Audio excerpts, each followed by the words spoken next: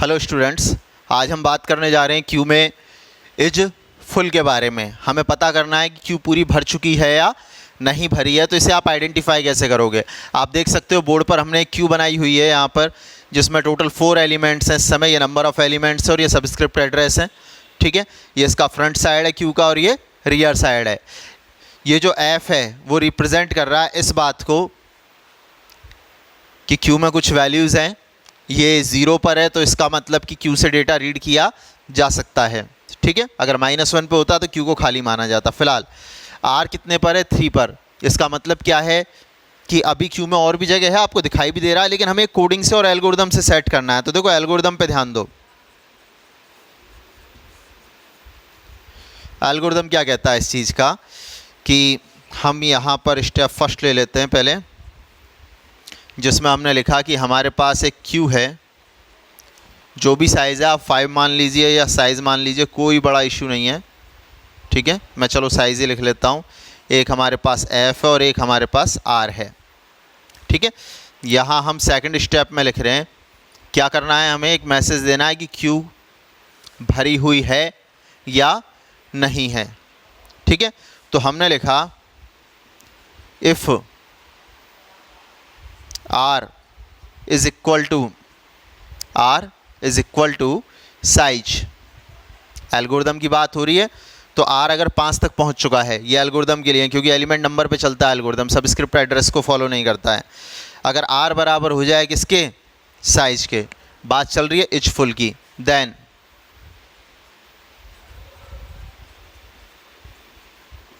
Then हम print करा देते हैं क्यू इज फुल।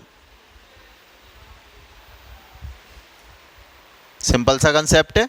देखिए, जब भी आप एक एलिमेंट ऐड करते हो, आर हमेशा आगे की तरफ शिफ्ट होता जाता है। जैसे कि अगर मैं यहाँ 70 ऐड करना चाहता हूँ, तो जैसे ही मैं 70 ऐड करूँगा, ठीक है, मैंने क्या किया, इस 70 को यहाँ पर ऐड कर दिया, तो आर क्या होगा, शिफ्ट होके यहाँ आ जाएगा 4 तक, यानी कि 5 तक, और 70 यहाँ ऐड हो जाएगा।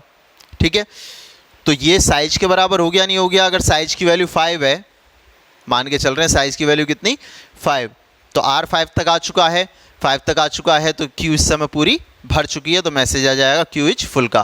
तो अगर हम बात करें कोडिंग की, तो देखिए कोडिंग में हम क्या करेंगे, यहाँ हम एक फंक्शन बनाएंगे, रिटर्न टाइप इसका इंटीजर ले रहे हैं इस बार, और इंटीजर ही लेंगे। इज फुल के नाम से बिना स्पेस दिए आपको एक फंक्शन बनाना है, कोई आर्गुमेंट नहीं लेगा ये फंक्शन आपसे। ठीक है, करना क्या है, आपको चेक करना है क्या आर साइज़ के बराबर तक आ चुका है लास्ट ब्लॉक तक। तो आप लिखोगे if R is equal to size. अब यहाँ -1 जरूर लगा देना। क्यों लगाना है? क्योंकि अब आप कोडिंग की बात कर रहे हो, और कोडिंग में एलिमेंट नंबर फॉलो नहीं होते हैं, सबस्क्रिप्ट एड्रेस फॉलो होते हैं जो 0 से स्टार्ट हो जाते हैं। तो आप यहाँ देख सकते हो कि लास्ट जो एलिमेंट है उसका सबस्क्रिप्ट एड्रेस 4 है, तो क्योंकि साइज की वैल्यू 5 है तो -1 करके 4 तक कैलकुलेट हो जाएगी वो, और हमने लिख दिया रिटर्न 1, मतलब ये बात सही है। एल्स हमने लिखा रिटर्न 0, यानी कि ये बात गलत है, क्यू भरी हुई नहीं है, और ये फंक्शन ख़त्म हो गया। तो देखिए बड़ा सिंपल सा तरीका है इसे चेक करने का कि अगर R साइज -1 तक जा चुका है, इसका मतलब क्यू पूरी की पूरी भरी हुई है। इज फुल का मतलब क्या है, आप चेक कर रहे हो कि क्यू पूरी भरी हुई है या नहीं है। ठीक है, एक और ऑपरेशन हम समझ लेते हैं, छोटे छोटे से ऑपरेशन है। मैं एक और पॉइंट यहाँ लेके चल रहा हूँ, ई पॉइंट हम लेके चल रहे हैं, इज एम्प्टी। क्यू खाली है या नहीं है इसका पता आपको कैसे लगेगा? भाई आप क्या करते हो कि एलिमेंट डिलीट करते जाओगे 1 बाय 1। ठीक, तो आपका जो एफ है वो यहाँ आ जाएगा, और जैसे ही आप एफ और आर डिलीट करोगे, आपको ये याद होगा डी क्यू ऑपरेशन नहीं है तो आप उसका लेक्चर देख सकते हो, ये दोनों उठ के यहाँ आ जाएंगे -1 पे, एफ बी और आर बी। ठीक है, दोनों कहाँ आ गए? -1 पर, अगर आप 70 को भी डिलीट कर देते हो। तो कुल मिला के अगर f इनमें से किसी पर है तो मतलब कि उसमें एलिमेंट्स हैं, लेकिन अगर f -1 पर आ गया है तो उसमें एलिमेंट नहीं है, एलिमेंट नंबर 0 मान लेंगे हम एल्गोरिदम के हिसाब से। तो अगर हम बात करें कि इस एल्गोरिदम को कन्वर्ट कर दें किस में, इस एम्प्टी वाले में, तो क्या करना पड़ेगा, हम कहेंगे अगर f लेस देन हो साइज से नहीं सॉरी, लेस देन हो 1 से, 1 से छोटा क्या 0, देन Q इज फुल, नहीं एम्प्टी। किस आधार पे लिखा हमने, f is less than 1, element number के आधार पर। अगर f 1 पर है तो मतलब एक एलिमेंट मौजूद है जिसे आप रिमूव कर सकते हो। हम तो इस एम्प्टी की बात कर रहे हैं, खाली है या नहीं है, तो यहाँ एलिमेंट नंबर क्या हो जाएगा 0, ठीक है।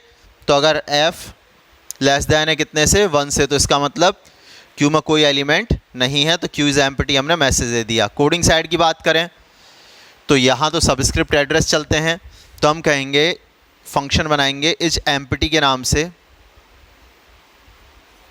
याद रखिएगा स्पेस नहीं देना है फंक्शन के नाम में।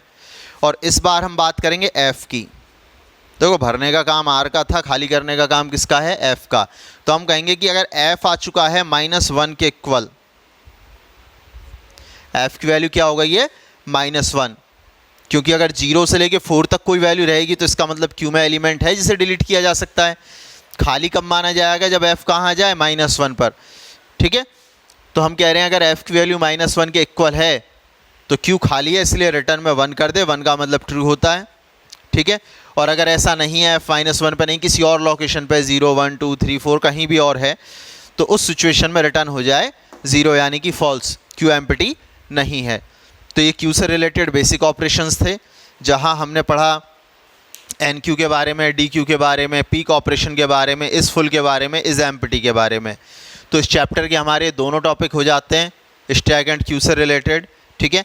एक और छोटी सी चीज़ जो यहाँ पर आती है वो मैं आपको डिफाइन कर देता हूँ। एक टॉपिक आता है Q से रिलेटेड, सर्कुलर Q, ठीक है। सर्कुलर Q क्या चीज़ है, अगर आप एक Q को इस तरीके से डिज़ाइन करो कि उसका जो फर्स्ट एलिमेंट है लास्ट एलिमेंट से कनेक्ट हो जाए, मतलब ये जो फर्स्ट एलिमेंट है किससे कनेक्ट हो जाए, लास्ट वाले से, तो आप एक Q बनाओ एक सर्किल की तरह